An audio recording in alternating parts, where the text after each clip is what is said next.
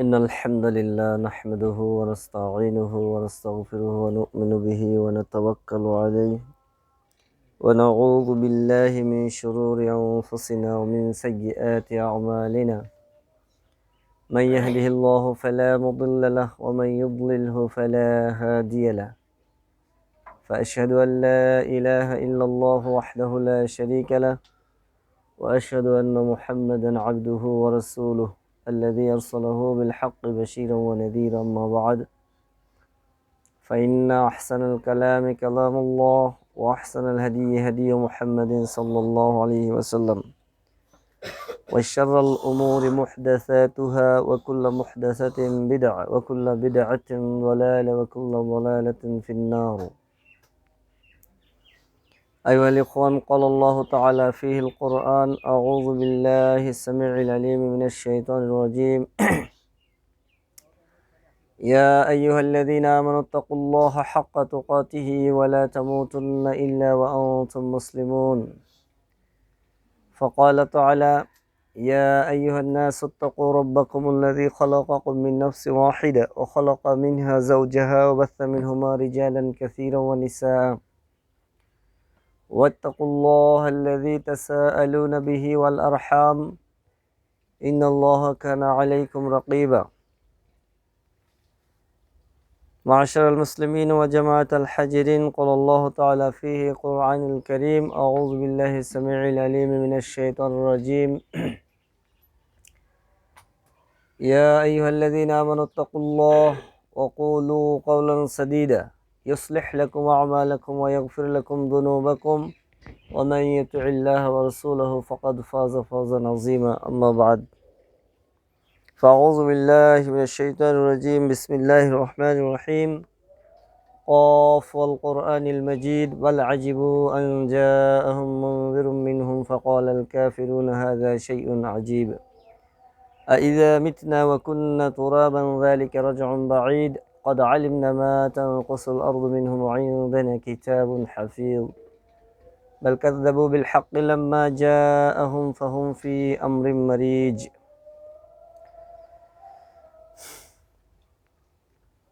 عن عبد الله النعمان بن بشير رضي الله عنهما قال: سمعت رسول الله صلى الله عليه وسلم يقول: إن الحلال بين وإن الحرام بين وبينهما أمور مشتبهات لا يعلمهن كثير من الناس فمن اتقى الشبهات فقد استبرأ لدينه وعرضه ومن وقع في الشبهات وقع في الحرام كالراعي يرعى حول حماية يؤشك أن يرتع فيه ألا وإن لكل ملك حماية ألا وإن حماية الله محارمه ألا وإن في الجسد مضغة إذا صلحت صلح الجسد كله وإذا فسدت فسد الجسد كله ألا وهي القلب. রাওয়াহু বুখারী ও মুসলিম। যাবতীয় প্রশংসা আছে সানা তাসবিহ তাহলিল তাহমিদ তাকবীর একমাত্র কেবলমাত্র সেই মহিয়ান গরিয়ান মহাপ্রতাপশালী পরম দাতা দয়ালু আল্লাহ সুবহানাহু ওয়া তাআলার জন্য, যিনি এক অদ্বিতীয়, যার কোনো শরীক নেই, যিনি ছাড়া ইবাদতের সত্যিকার অর্থে কোনো মাবুদ নেই। যে আল্লাহ সুবহানাহু ওয়া তাআলা অশেষ মেহেরবানিতে আমরা নিকটে দূর দূরান্ত থেকে তার ফরজিয়াত আদায়ের উদ্দেশ্যে তারই মসজিদ পানে উপস্থিত হতে পেরেছি। সকল আলহামদুলিল্লাহ। শান্তির অমেয় ধারা বর্ষিত হোক শেষ নবী, আখিরে জামানের নবী, খাতমুন নবী, সাইয়্যিদুল মুরসালিন, রাহমাতুল্লিল আলামিন হযরত মুহাম্মদ সাল্লাল্লাহু আলাইহি ওয়াসাল্লাম এবং তার পরিবার বর্গের উপর আল্লাহুম্মা সাল্লি আলাইহিম আল্লাহুম্মা বারিক আলাইহি। সম্মানিত দ্বীনী ভাই, সংক্ষিপ্ত খুতবায় সহিহ বুখারী এবং মুসলিমের উল্লেখিত একটা হাদিস। এই হাদিসের একটা বিষয় ফুটে উঠেছে, বিষয়টা হলো অস্পষ্ট হারাম সম্পর্কে।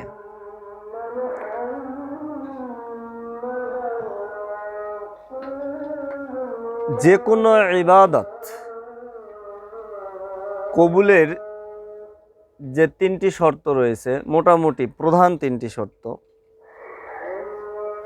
1 নাম্বার হলো শিরক, 2 নাম্বার বিদআত, 3 নাম্বার হলো হারাম থেকে বেঁচে থাকা। সেটা হারাম রুজি হোক, হারাম কথা হোক, হারাম কর্ম হোক, যাবতীয় হারাম থেকে বেঁচে থাকা। এই যে আমরা দোয়া কবুলের শর্ত, এটা নিয়ে একদিন আলোচনা হবে ইনশাল্লাহ।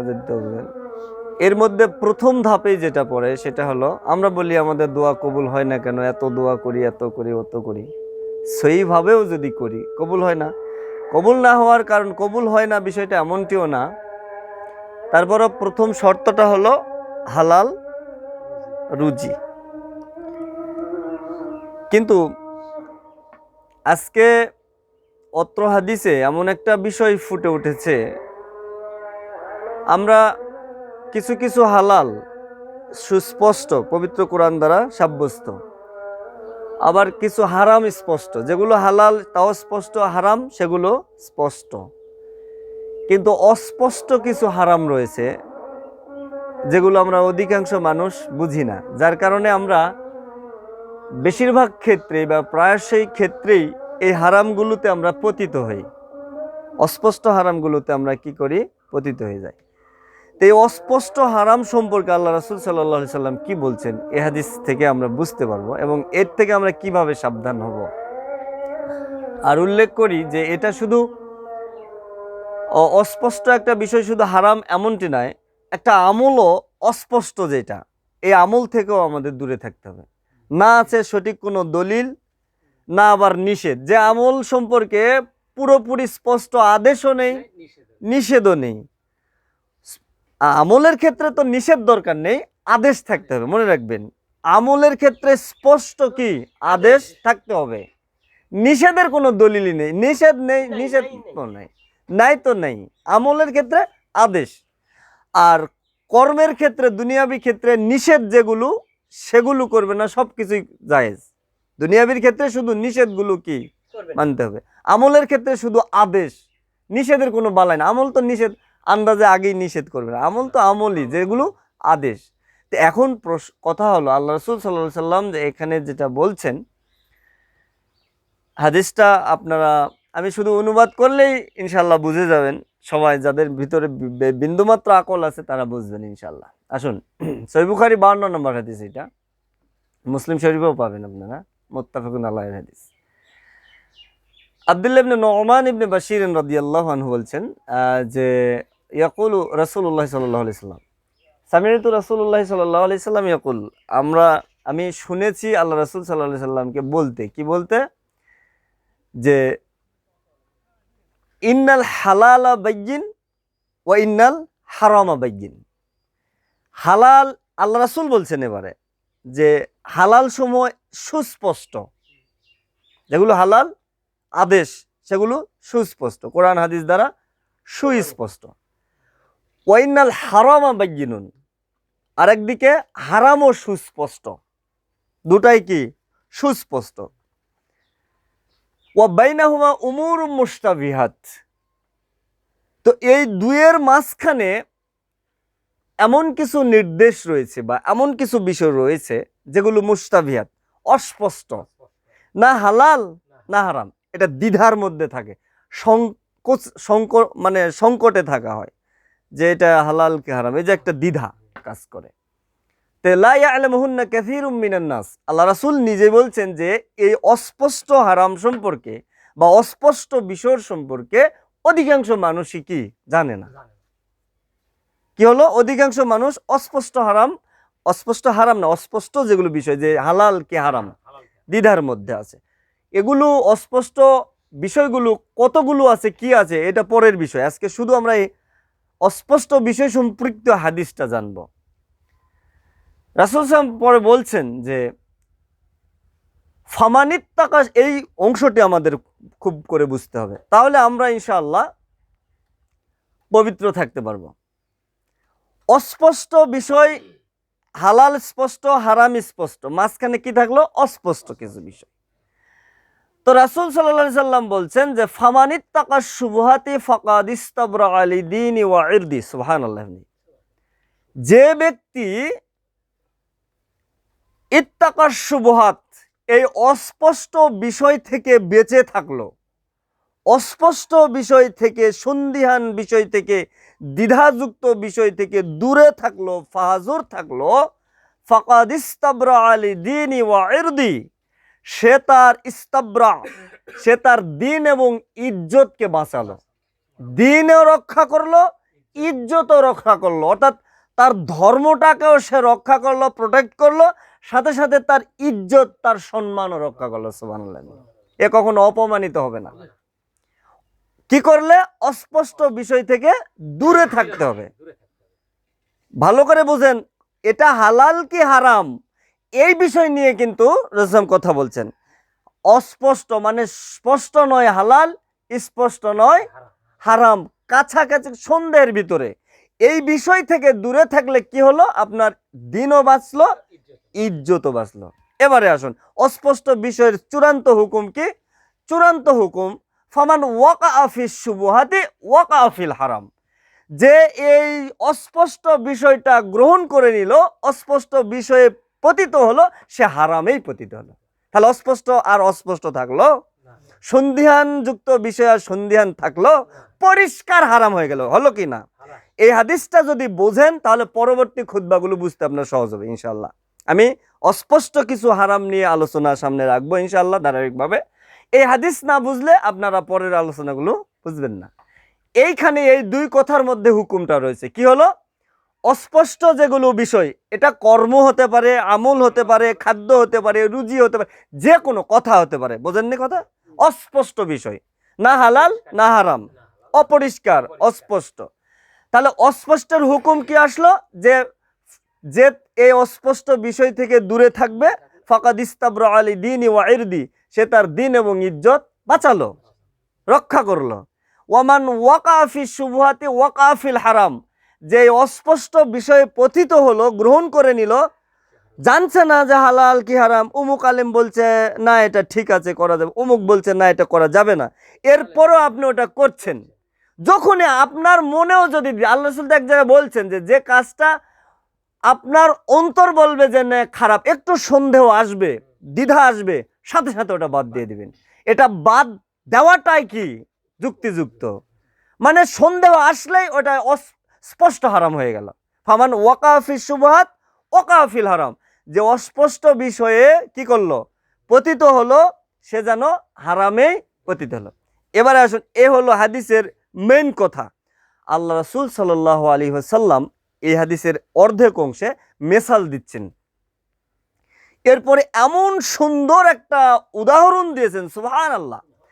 রাসূল সাল্লাল্লাহু আলাইহি সাল্লামের এই উদাহরণগুলো মানে প্রতিটা মুহূর্তের একটা প্রতিচ্ছবি, মনে হয় উনি নিজেই এগুলো মানে দেখছেন বা দেখাচ্ছেন স্পষ্ট করে। দেখুন, এই অস্পষ্ট বিষয় সম্পর্কে রাসূল সাল্লাল্লাহু এবারে একটা দৃষ্টান্ত দিচ্ছেন। কার রাইন মানে রাখাল।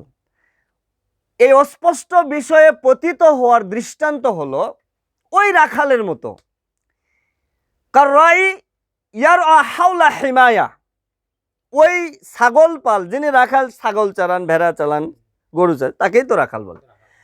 তো ওই মেষ পালক তার মেষ পাল নিয়ে একটা ইয়ার হাওলা হিমায়া, নিষিদ্ধ চারণ ভূমির আশেপাশে, মানে ধরেন যে এই যে ক্ষেত, এখানে আবাদ না, এটা তো নিষেধ। ওই আবাদে কি করা, ছাগল পাল যাওয়া কি নিষেধ না?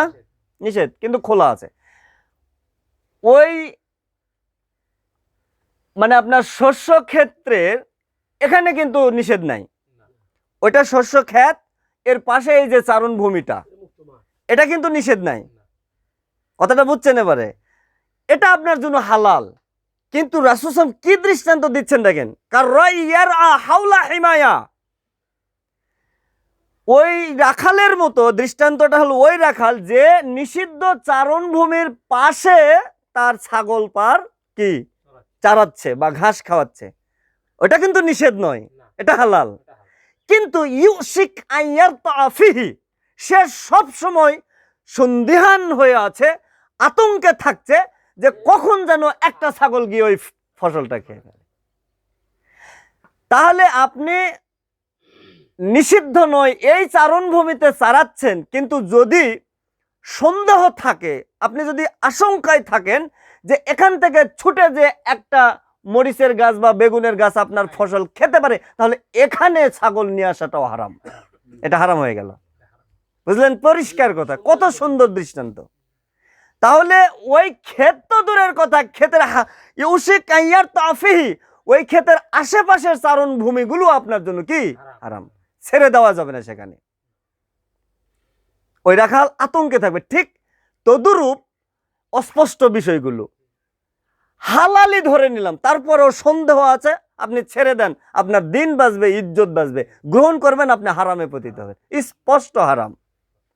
তাহলে ওই খেতে যাওয়া তো দূরের কথা, ক্ষেতের পাশে চারণ ভূমি, তাতেও ছাগল চড়ানো কি আমাদের জন্য হারাম।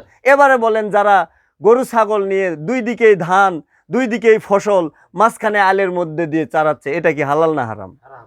স্পষ্ট হারাম। খাওয়াচ্ছে, ধরে আছে, ঠিক আছে, এক কামড় যে ধান খাবে না এর কোনো গ্যারান্টি আছে? অবশ্যই খাবে। ওটা তো আটো সাটো সরু একটা আল, ওর পাশে যদি বড় চারণ ভূমি থাকে সেখানেও দেওয়া হারাম, ছেড়ে দেওয়াটা হারাম।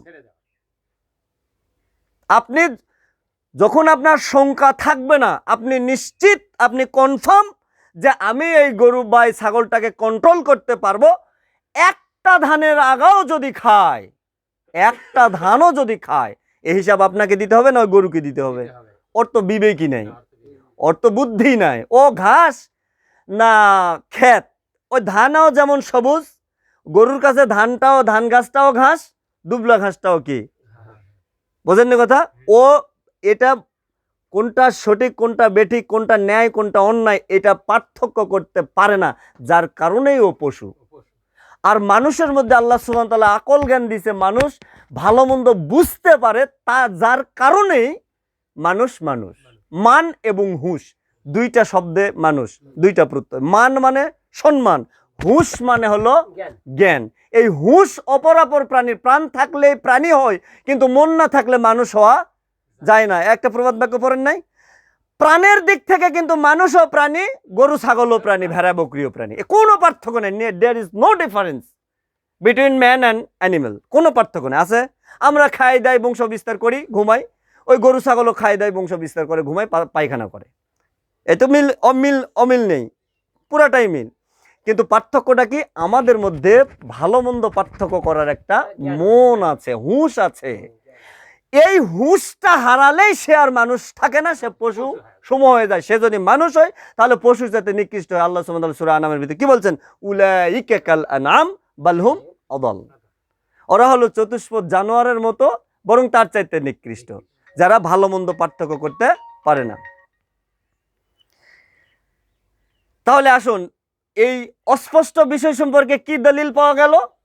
যে এটা থেকে বাঁচতে হবে, বাঁচলে দিন এবং ইজ্জত বাঁচবে, আর এটা গ্রহণ করে নিলে স্পষ্ট হারামে সে পতিত হবে। দৃষ্টান্ত কি? আল্লাহ রাসূল সাল্লাল্লাহু আলাইহি সাল্লাম কি সুন্দর একটা দৃষ্টান্ত, নিষিদ্ধ আলা কাররাই ইয়ারআ হাওলা হিমায়া ইউশিক আন ইয়ারতা ফিহি, যে ওই রাখালের মতো বিষয়টা, যে নিষিদ্ধ চারণভূমির চারপাশে গরু ছাগল চারাচ্ছে, তার ভেড়া বকরির পাল মেষপাল চারাচ্ছে, আর সব সময় আতঙ্কে আছে, ছুটে গিয়ে যদি একটা খায়, খেতেই পারে, এটা স্বাভাবিক, খেলেই কি হয়ে গেল? হারাম হলো না হালাল? যার কারণে ওই নিষিদ্ধ চারণভূমির পাশেও চারানো কি হারাম। এবারে আল্লাহ রাসূল সাল্লাল্লাহু আলাইহি ওয়াসাল্লাম আবার বলছেন যে আলা ওয়া ইন্না লিকুল্লি মালিকিন হিমায়া, তোমরা জেনে রাখো। এবারে আরো স্পষ্ট সুন্দর একটা বিষয় পাওয়া যাবে এই হাদিসে, এই হাদিসেরই শেষ অংশগুলো।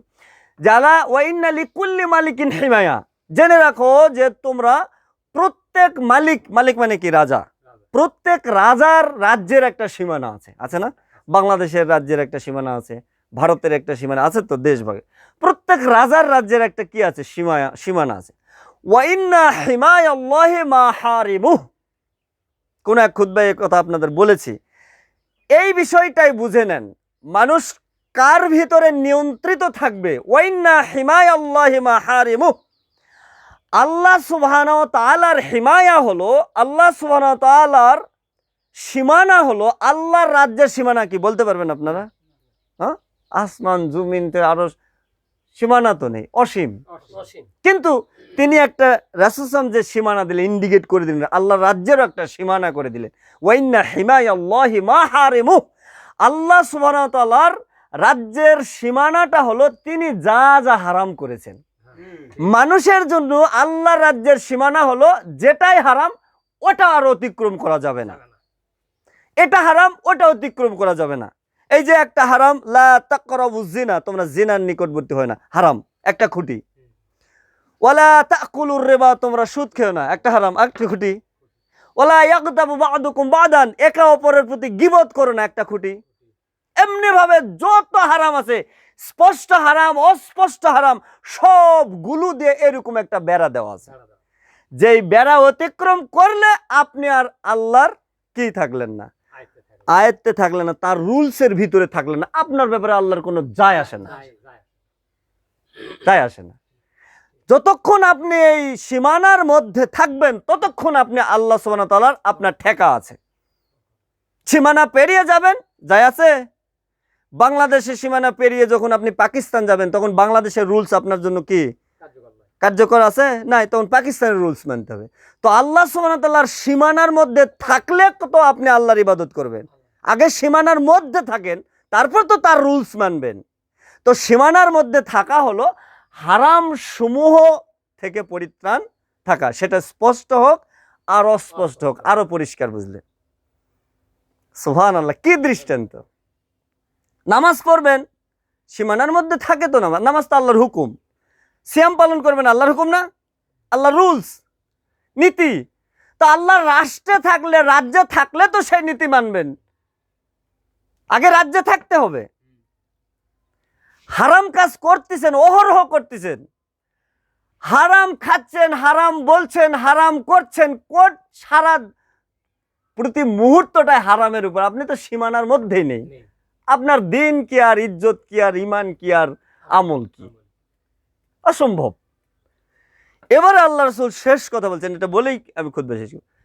আলা ওয়া ইন্না ফিল জাসাদ মুদগাতা, সুবহানাল্লাহ, কি সুন্দর কথা, যে তোমরা জেনে রাখো, ওয়া ইন্না ফিল জাসাদ মুদগাতা, জাসাদ মানে শরীর, দেহ, শরীরে এমন একটা মাংসপিণ্ড আছে, ইদা সালাহাত সালাহাল জাসাদু কুল্লু, যখন ওই মাংসপিণ্ডটা, দেহের ওই অংশটা সঠিক থাকে, বিশুদ্ধ থাকে, পরিশুদ্ধ থাকে, গোটা শরীরটাই পরিশুদ্ধ থাকে। সুবহানাল্লাহ। ওয়াইদা ফাসাদাত ফাসাদাল জাসাদু কুল্লু, আর শরীরের ওই অংশটা যখন ফাসাদ মানে নষ্ট হয়ে যায়, ধ্বংস হয়ে যায়, পচে যায়, তখন গোটা শরীরটাই কি হয়ে যায়, পচে যায়, নষ্ট হয়ে যায়। আলা ওয়াইন্না ওয়াহিয়াল কলব, তোমরা জেনে রাখো সেটা হলো কি, কলব, অন্তর। সুবহানাল্লাহ। আমরা জিকির করি কিসের মাধ্যমে? কলবের মাধ্যমে। দোয়া করি কলবের মাধ্যমে, আল্লাহকে ডাকি কি, কলবের মাধ্যমে, তাই তো? এখন এই অস্পষ্ট হারামের বিষয়ে এতখানি বক্তব্য দেওয়ার পরে রাসূল সাল্লাল্লাহু আলাইহি সাল্লাম শেষে এই দৃষ্টান্তটা দিলেন কেন বলেন তো? তাহলে বোঝা গেল যে হারাম খাদ্য খেলে বা হারাম কোনো কাজ, সামান্য কোনো কাজ করলে আপনার কলব নষ্ট হয়ে যায়, আপনার ইবাদতে মন বসে না, ইবাদত করে শান্তি পান না, দোয়া করে মজা পান না, ঠিক নয়? আপনি যখন হারাম খাদ্য খাবেন বা হারামের সংস্পর্শে আসবেন, নিষিদ্ধ কোনো কর্মের সংস্পর্শে আসবেন, অবশ্যই আপনার কলবের মধ্যে কি হয়ে, দাগ হয়ে যাবে। ইদা সালাহাত সালাহাল জাসাদু কুল্লু, এই কথার দ্বারা এটাই বোঝা যাচ্ছে যে কলব পরিষ্কার থাকে, কলব পরিশুদ্ধ থাকে যখন আমরা যাবতীয় হারাম থেকে পরিষ্কার থাকতে পারি। ওয়াইদা ফাসাদাত ফাসাদাল জাসাদু কুল্লু, যখন কলব নরম হয়ে যায়, কলব যখন ফাসাদ যুক্ত হয়ে যায়, মানে হারাম সমূহ খেলে কল্পটা নষ্ট হয়ে যায়। আর কল্প যখন নষ্ট হয়ে যায় তখন গোটা দেহটাই নষ্ট হয়ে যায়। তাহলে হারামের সাথে কল্পের সম্পর্ক আছে, এজন্য কল্পটাকে পরিষ্কার রাখুন। একটা কথা আমি প্রবাদ মনীষীদের একটা বক্তব্য, জনৈক মনীষী, যে অপরাধীরা কিন্তু সবসময় ভীরু এবং দুর্বল। এটা মনে রাখবেন, এটা আপনি নিজে প্র্যাকটিস করেন, দেখেন আপনার ভিতরে কোনো অপরাধ নাই, আপনার কোনো ভয়ও থাকবে না, আপনার কোনো দুর্বলতাও থাকবে না। আল্লাহকে ছাড়া অন্য কাউকে আপনি ভয় করবেন না, পরোয়াই করবেন না। যারা অপরাধী তারা সব সময় ভীরু থাকবে, সব সময় দুর্বল। কিন্তু আমরা উল্টা, আমরা যারা ইমানদার মানুষ, মুমিন মানুষ, তারা অপরাধীকে দেখেই ভয় করি। আপনি ভয় দেখান, ভয় খান বলেই আপনাকে ভয় দেখায়। আর আপনি ভীরু কেন জানেন? আমাদের ঈমান দুর্বল। ঈমান দুর্বল মানে আমার কল্ব দুর্বল। আমার কথা বুঝে আসছে কি? এই হাদিসের যে বক্তব্যটা, রাসূল সাল্লাল্লাহু আলাইহি সাল্লাম অস্পষ্ট হারাম সম্পর্কে বলে এসে শেষে এই কথা বললেন কেন? যে ইন্না ফিল জাসাদি মুদগাতান ইযা সালাহাত সালাহাল জাসাদু কুল্লু ওয়া ইযা ফাসাদাত ফাসাদাল জাসাদু কুল্লু। এই কথাটা শুধু মনে রাখবেন যে কল্ব পরিশুদ্ধ থাকলে গোটা দেহ পরিশুদ্ধ থাকবে, কল্ব অপরিশুদ্ধ থাকলে গোটা দেহটাই কি হবে? অপরিশুদ্ধ হয়ে যাবে। আর কল্ব যখন পরিষ্কার থাকবে তখন আপনার আত্মবিশ্বাসটা বাড়বে। আর আত্মবিশ্বাস না থাকার কারণে, আত্মবিশ্বাস মানে কি? আত্মবিশ্বাসের আরবিটাই কিন্তু কি? ঈমান। আত্মবিশ্বাসের আরবিটাই ঈমান, ইখলাস। ইখলাস মানে কি? ঈমান। ঈমান মানেও বিশ্বাস, ইখলাস মানেও কি? বিশ্বাস। ইয়াকিন মানেও কি? বিশ্বাস। তো এই তিনটার মধ্যে পার্থক্য কি? না, একই না। ঈমান মানে এটা নর্মাল একটা বিশ্বাস। ঈমানটা কি? নর্মাল একটা বিশ্বাস, সাধারণ একটা বিশ্বাস। আর ইখলাসটা হলো পরিশুদ্ধ বিশ্বাস। আল্লাহ যে আছে এটা আবু জাহেল বিশ্বাস করতো না? হ্যাঁ, আমাদের আশপাশে যারা হিন্দু আছে তারাও বিশ্বাস করে সৃষ্টিকর্তা একজন, এটা ওই হিন্দুদের গ্রন্থ আছে, ওরাও তাহলে বিশ্বাস করে। তাহলে এই বিশ্বাস কি? সেই বিশ্বাস। এই বিশ্বাসের নাম ঈমান। তাহলে আবু জাহেলের ঈমান ছিল, আবু তালেবের ঈমান ছিল, আবু লাহাবের ঈমান ছিল, কিন্তু ইখলাস ছিল না, ইয়াকিন ছিল না। বুঝেননি? আল্লাযীনা ইউমিনুনা বিল গায়ব, এখানে ইউমিনুন। আর ওয়াল আখিরাতি হুম ইউকিনুন, পরকালের প্রতি দৃঢ় বিশ্বাস। এই ইউকিনুন ওয়াল আখিরাতে হুম ইউমিনুন বলা যেত, যে আখিরাতের প্রতি যারা বিশ্বাস স্থাপন করে। তো পরকালের প্রতি দৃঢ় বিশ্বাস, আল্লাহ এখানে ইয়াকিন শব্দ ব্যবহার করেছেন কেন? পরকাল আছে এটা কিন্তু সবাই বিশ্বাস করে, আপনি বিশ্বাস করতে পারেন, কিন্তু যে পরকাল আছে, যার দৃঢ় বিশ্বাস আছে, সে কখনো মিথ্যা কথা বলতে পারবে না। যে পরকাল আছে, পরকালে পুনরুত্থান হবে, হিসাব নিকাশ হবে, সে কখনো পরার সম্পদ আত্মসাৎ করতে পারবে না। বুঝে আসছে কথা? পরকাল আছে আপনি বিশ্বাস করেন, কিন্তু যদি আপনি বিশ্বাসে পরকাল আছে বিশ্বাস করার পরও অপরের 2 টাকা আত্মসাৎ করেন, বুঝবেন আপনার ইয়াকিন নেই। ঈমান আছে, ইয়াকিন নেই। আল্লাহ আমাদের সৃষ্টিকর্তা, পালনকর্তা, সব রিজিক দাতা, তাই নয়? পবিত্র রিজিক দিবেন। তা আল্লাহর ইবাদতের সাথে সাথে যদি অন্য কাউকে ডাকেন বা অন্য কারো ইবাদত করেন, তাহলে আপনার ঈমান আছে কিন্তু ইখলাস নেই। এই ইখলাসটা হলো পরিশুদ্ধ বিশ্বাস। তাহলে ঈমান, ইয়াকিন, ইখলাস, এই তিনটা পরস্পরের পরিপূরক। আর সবচেয়ে বড় মজার ব্যাপার হলো এই তিনটা জোর থাকে, জোশ থাকে, শক্তি থাকে যতক্ষণ আপনি যাবতীয় হারাম থেকে নিজেকে মুক্ত রাখতে পারেন। পরিষ্কার বিষয়টা। তা আসুন, আজকে যেটা হাদিস থেকে আমরা যে শিক্ষাটা পেলাম, যে আমরা অনেকেই বলি, অনেক দৃষ্টান্ত আছে, মিসাল আছে, আমি একটা করে ইনশাল্লাহ আপনাদের সামনে। যেমন ধরেন যে বাংলাদেশে বহু হুজুর আছেন, পান জর্দা খাওয়া কি মাকরু মনে বলে, মাকরু। এই একটা দৃষ্টান্ত দিলাম। পান জর্দা কি? জর্দা বিড়ি মাকরু, তাই না? মাকরু বলে। তো হুজুর জর্দা খায়, তা আরেকজন বিড়ি খেলে কি বলবে? বিড়িও তো মাকরু। ওই জন্য বিড়ি যে হারাম এটা হুজুর বলতে পারে না।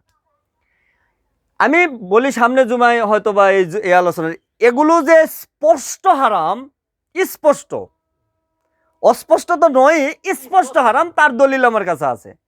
তারপরে যদি অস্পষ্ট হয়, ধরেন হালাল কি হারাম, এটা কি হালাল, এর দলিল আছে। হারাম ধরে নেন তর্কের ক্ষেত্রে মেনে নিলাম, তাও দলিল নেই, তাহলে অস্পষ্ট কিনা, তাহলে ফাকাদ ইস্তাবরা আলি দীনি ওয়া ইরদি, যে ফাকাদ ইস্তাবরা যে না, যে এই অস্পষ্ট বিষয় থেকে দূরে, ফামানিত্তাকা শুবহাতি, যে এই অস্পষ্ট বিষয় থেকে দূরে থাকলো, ফাকাদ ইস্তাবরা আলি দীনি ওয়া ইরদি, সে তার দিন এবং ইজ্জত বাঁচালো। মানে বিড়ি সিগারেট পান জর্দা খাওয়া যদি অস্পষ্ট বিষয় হয়, তার থেকে যদি আপনি বেঁচে থাকেন, তাহলে আপনি ধর্মও বাঁচালেন, ইজ্জতও বাঁচালেন। বাঁচলেন কি না? যে ইমাম সাহেব জর্দা খাবে, বিড়ি খাবে, আর সে তাকে কি সম্মান করবে? কেউ সম্মান করবে না, দিনও নষ্ট, ইজ্জতও নষ্ট। ওমান ওয়াকা ফিস শুবহাতে ওয়াকা ফিল হারাম, অস্পষ্টই যদি ধরি, তাও রাসূল বলছেন অস্পষ্ট বিষয় যে পতিত হলো, সে স্পষ্ট হারামে ঘুরে ফিরে কি হলো, হারামি। তো হারাম যে, তার দলিল আমাদের একটু বুঝার ভুল, শাব্দিক একটা অর্থের বুঝার ভুলের কারণে হুজুর রায়ের ফতোয়া খুঁজে পায় নাই যে এটা হারাম কিনা। আগামী জুমায় অথবা পরের জুমায় ইনশাআল্লাহ আলোচনা হবে। আল্লাহ সুবহানাহু আমাদের সবসময় হালাল কর্ম, হালাল কথা, হালাল রুজি অন্বেষণের তৌফিক দান করেন, সবাই আল্লাহ আমিন। আল্লাহ সুবহানাহু আমাদের যাবতীয় হারাম থেকে নিজেদের মুক্ত রাখার তৌফিক দান করেন, সবাই আল্লাহ আমিন।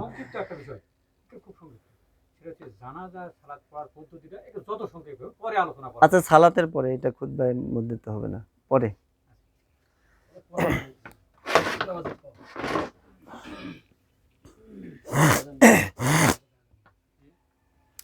إن الله وملائكته يصلون على النبي يا أيها الذين آمنوا صلوا عليه وسلموا تسليما اللهم صل على محمد وعلى آل محمد كما صليت على إبراهيم وعلى آل إبراهيم إنك حميد مجيد اللهم بارك على محمد وعلى آل محمد كما باركت على إبراهيم وعلى آل إبراهيم إنك حميد مجيد وصل على سائر الأنبياء والمرسلين وعلى الملائكة المقربين وعلى عباد الله الصالحين خصوصا على الخلفاء الراشدين المهديين وعلى التابعين الزاهدين الراشدين برحمتك يا أرحم الراحمين اللهم انصر من نصر دين محمد واجعلنا منهم وخذل من خذل دين محمد ولا تجعلنا منهم عباد الله رحمكم الله إن الله يأمركم بالعدل والإحسان وإيتاء ذي القربى وينهى عن الفحشاء والمنكر والبغي يعظكم لعلكم تذكرون اذكروا الله يذكركم ودعوه يستجب لكم ربنا آتنا في الدنيا حسنة وفي الآخرة حسنة وقنا عذاب النار ربنا لا تزغ قلوبنا بعد إذ هديتنا وهب لنا من لدنك رحمة إنك أنت الوهاب। আর হারাম থেকে বাঁচার একটা দোয়া আছে, কি বলেন তো? আল্লাহ মাকফিনা বিহালালিকা আন হারামিক ওয়াগনিনা বিফদলিক আম্মান সিওয়াক। এই দোয়াটা শুধু হারাম থেকে বাঁচা নয়, এর অর্থ কি জানেন? আল্লাহ মাকফিনা বিহালালিক আন হারামিক, যে হে আল্লাহ, আল্লাহ মাকফিনা বিহালালিকা আন হারামিক, আমাকে হারামের পরিবর্তে হালাল দিয়ে পরিপূর্ণ করে দাও। সুবহানাল্লাহ, মাকফিনা, পরিপূর্ণ করে দাও আমাদেরকে, হারামের বিপরীতে হালাল দিয়ে পরিপূর্ণ।